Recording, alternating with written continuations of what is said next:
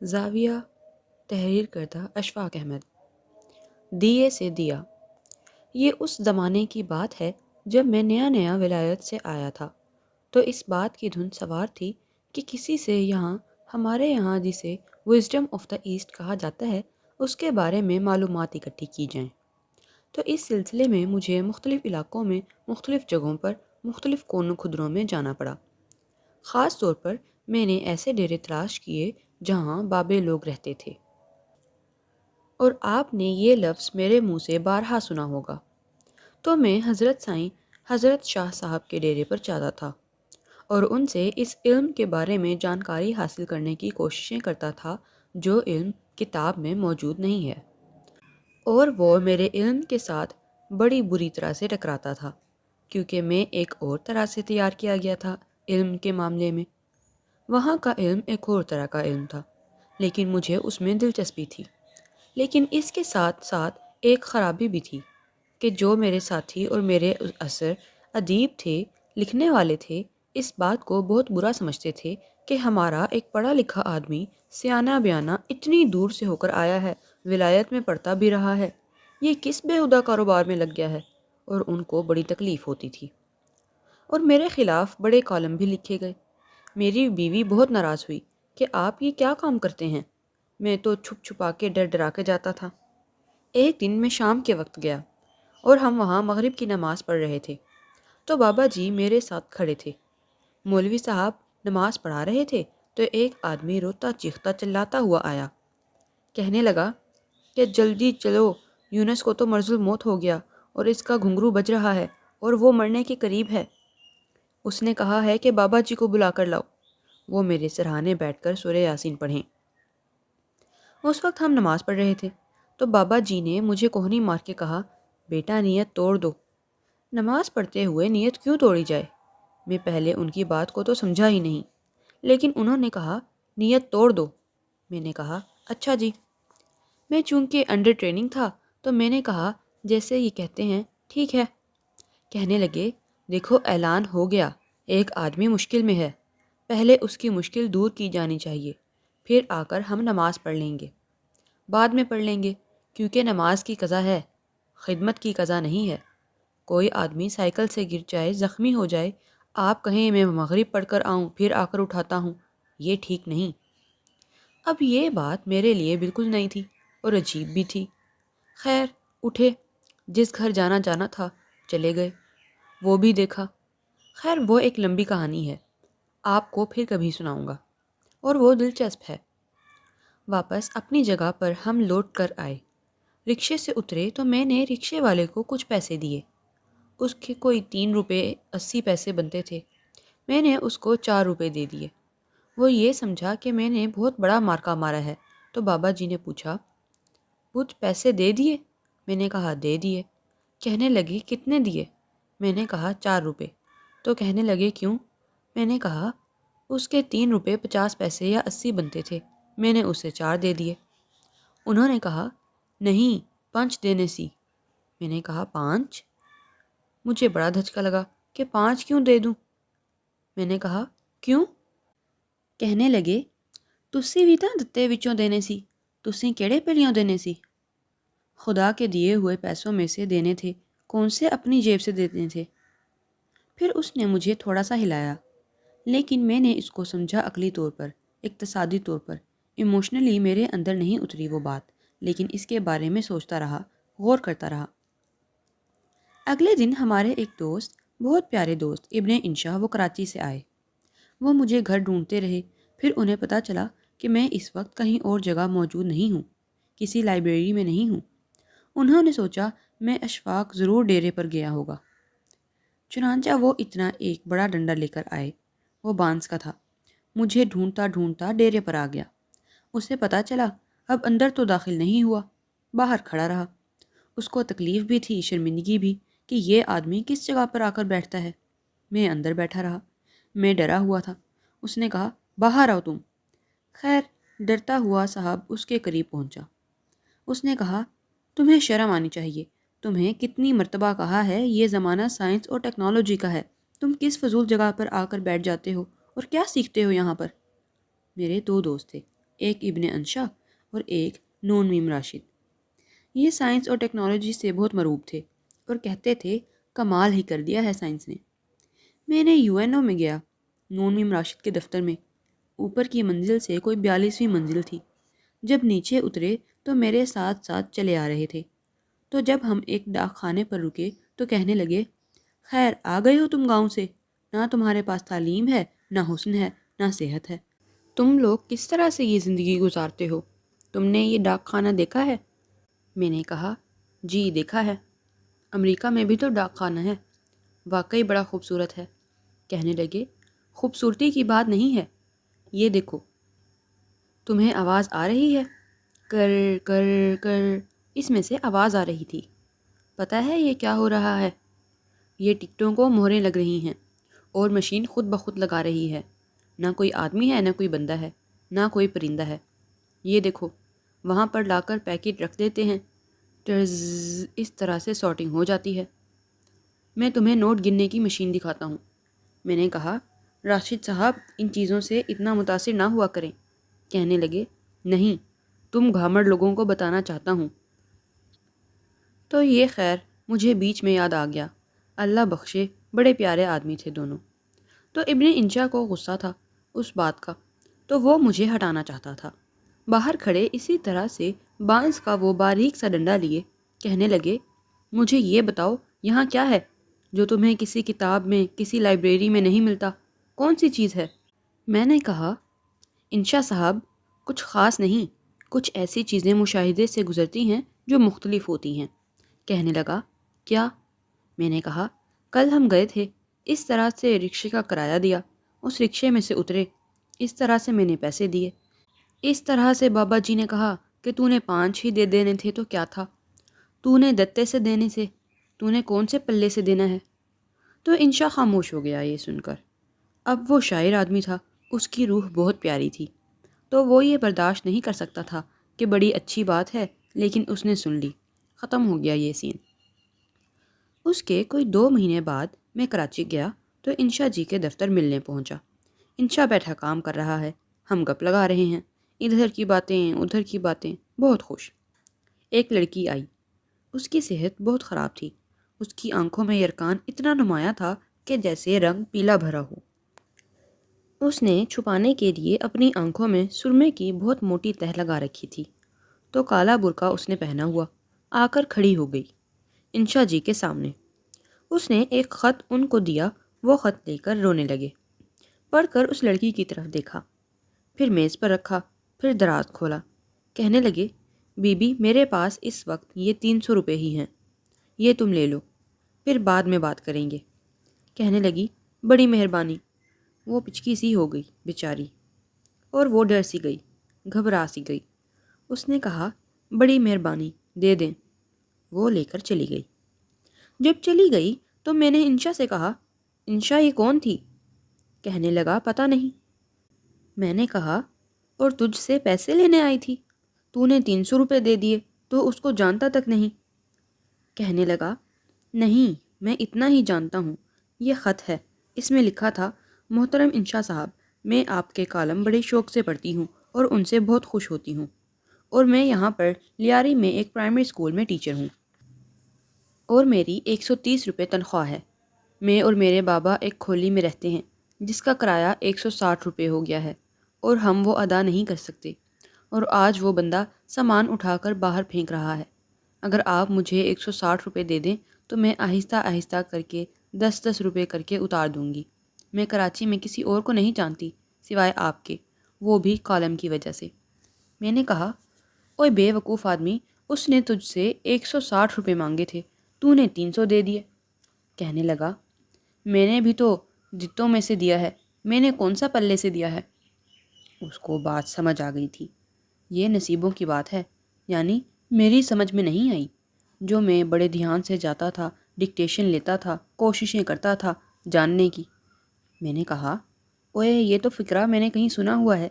کہنے لگا، میں نے کچھ کالم لکھے تھے، یہ ان کا معاوضہ تھا، یہ 300 روپے میرے پاس ایسے ہی پڑے تھے، میں نے دے دیے۔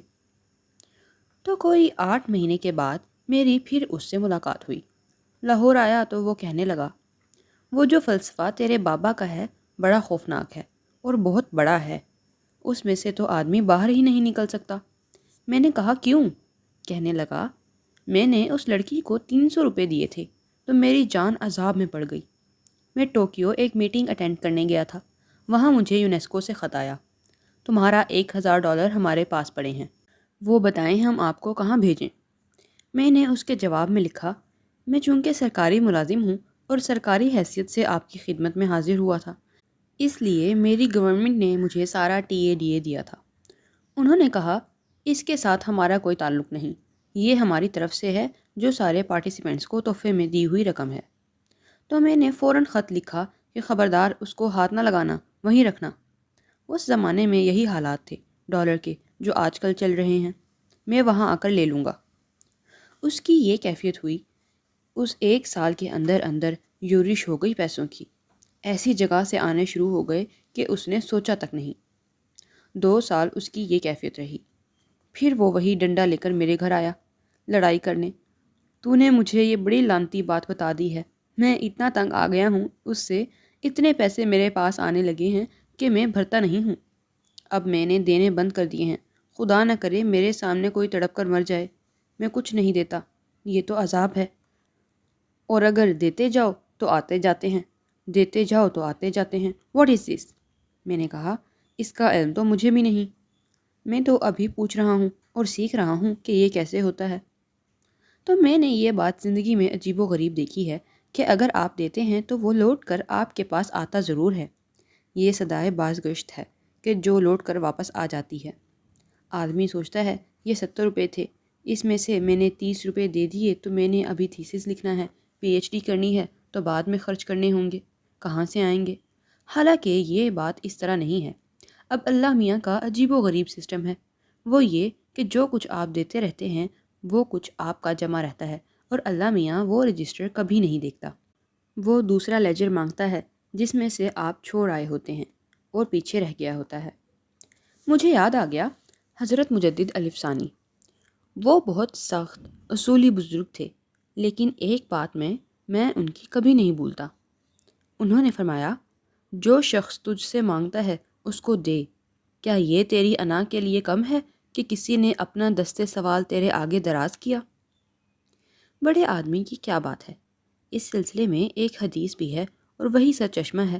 پھر فرماتے ہیں اور عجیب اور غریب انہوں نے یہ بات کی کہ جو حقدار ہے اس کو بھی دے اور جو ناحق کا مانگنے والا ہے اس کو بھی دے، تاکہ تجھے جو ناحق مل رہا ہے کہیں وہ ملنا بند نہ ہو جائے۔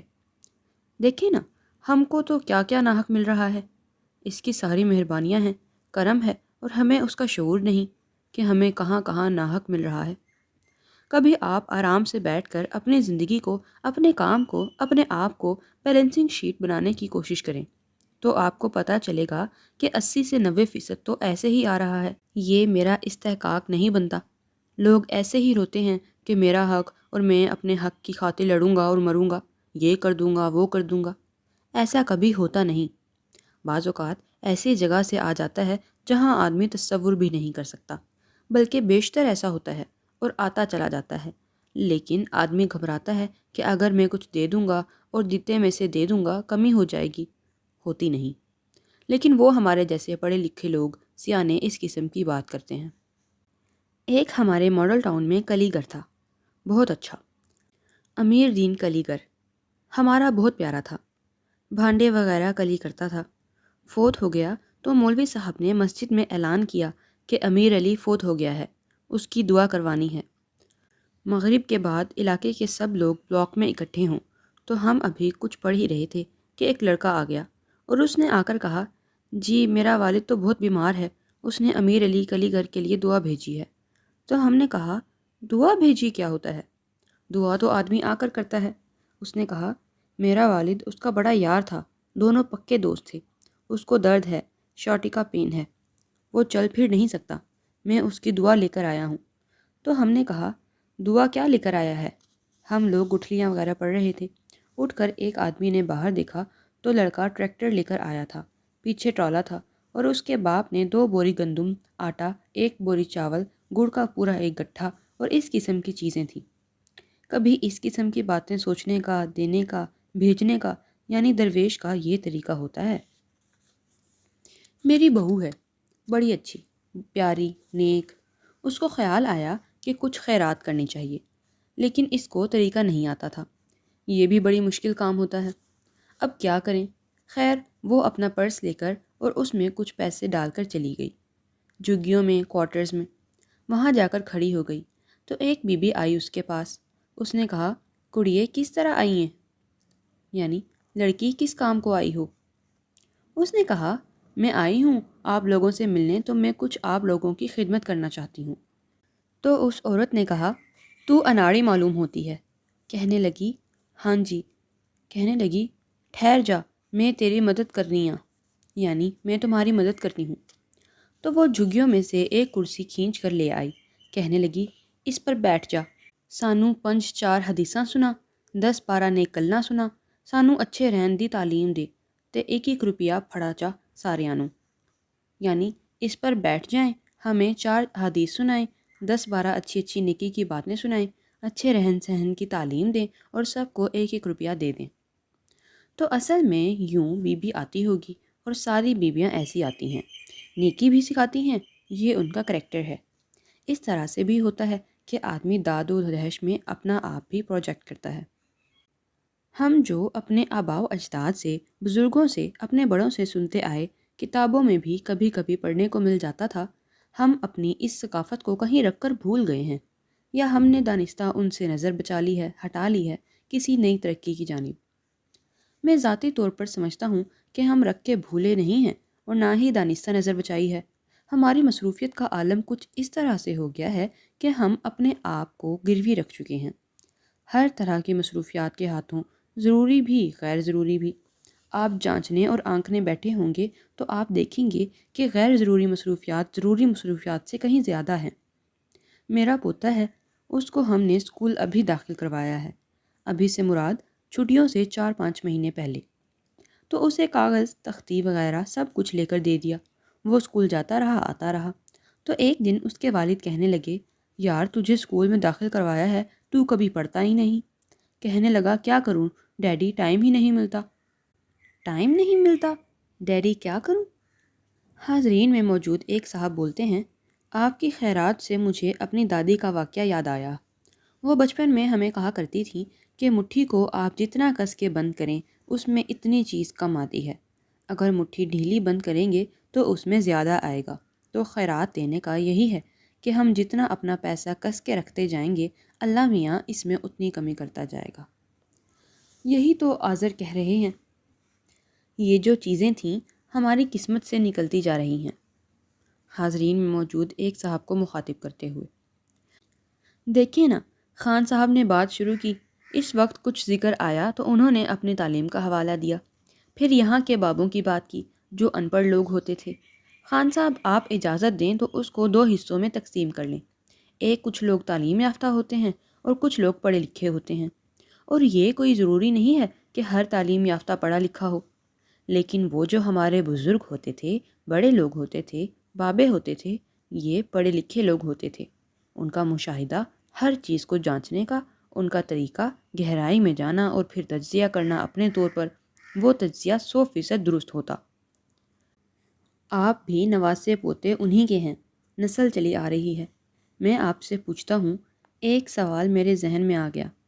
میں نے آپ سے اتنی باتیں کی تو آپ بھی میری مدد کریں کہ انسان جس شخص پر تنقید کرتا ہے اور جس میں کیڑے نکالتا ہے اور جس کو برا سمجھتا ہے، کیا خود اس جیسا ہونا چاہتا ہے، یا آپ کے مشاہدے میں آیا ہے کہ اس کے جیسا ہو جایا کرتا ہے؟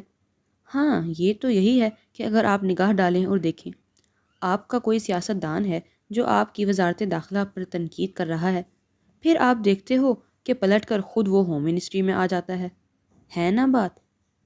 میں نے یہ سوال آپ کے سامنے پیش کیا ہے۔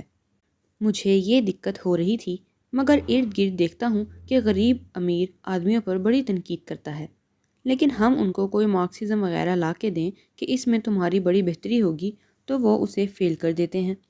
وہ خود چاہ رہے ہوتے ہیں خود موقع ملے تو ہم بھی امیر ہو جائیں۔ انسان کی فطرت میں، لاشعور میں ہے نا، وہ ایک بات جو اس تک نہیں پہنچ سکتا بنیادی طور پر تنقید کی ایک وجہ بھی یہی ہے۔ انسان کے لاشعور میں ایک بات ہوتی ہے، کوئی ایم ہوتا ہے، گول ہوتا ہے، اس کو نہیں حاصل کرتا تو جو اس کو حاصل کر چکا ہوتا ہے اس پر وہ تنقید حاصل کرنے لگ جاتا ہے۔ مثلاً لڑکیاں دیکھیں کسی دوسری لڑکی کو دیکھ کر کہتی ہیں کیا شکل اس کی کوجی سی لگتی ہے۔ اکثر لڑکیاں تو یہ کہتی ہیں اس کے کان چھوٹے ہیں وغیرہ، رنگ نہیں گورا۔ لیکن فرض کریں وہ اچھی نہیں ہے تو میں دیکھتا ہوں کہ وہ تنقید کر رہی ہوتی ہے، اس کا جی چاہ رہا ہوتا ہے کہ جو کچھ خوبیاں بیان کر رہی ہوں میں ویسی بن جاؤں، اور اس میں اس کو کچھ خوبیاں محسوس ہوتی بھی ہیں۔ ہمارے گھروں میں رشتے وغیرہ کے لیے جاتے ہیں، جب پوچھا جاتا ہے کہ آپ کیا دیکھ کر آئے ہیں تو جواب ملتا ہے اگر ملا جلا کر دیکھیں تو خوبصورت لگتی ہے، ایک ایک چیز تو کچھ بھی نہیں تھی۔ لا حول ولا قوہ، یہ کیا باتیں کرتے ہیں؟ نہیں نقص تو ٹھیک تھی۔